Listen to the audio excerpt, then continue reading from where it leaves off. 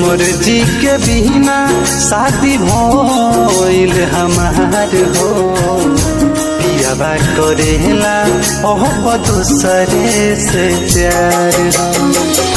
मोर जी के बिना शादी भइल हमार हो, पियाबा करेला ओह दूसरे से प्यार हो।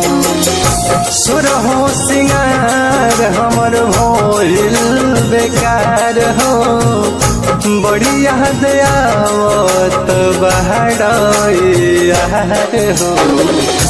मर्जी के बिना शादी भइल हमार हो, पियावा करेला अब दूसरे से प्यार हो।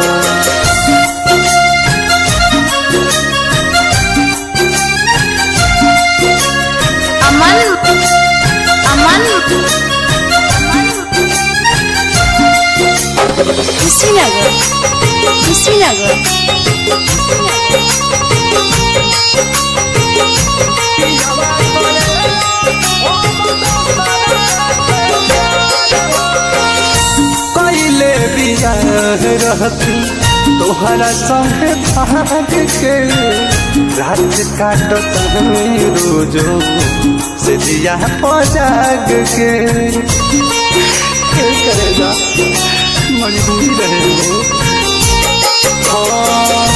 कैले बियाह रहती तोहरा संगे भाग के, रात काटत रोजो से जिया पजाग के। बहतावे आँखिया से आंसुअन के धार हो, बड़ी याद आवत बहरा यार हो। मर्जी के बिना शादी भइल हमार हो, पियावा करेला अब दूसरे से प्यार हो। अमन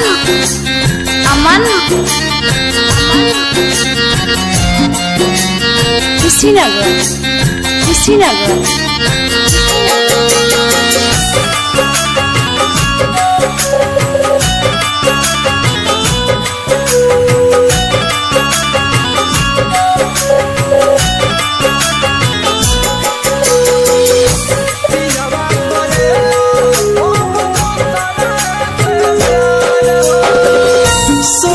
सजन हमसे रहेले दूर हो, आनंद राज हम तो बने मजबूर हो।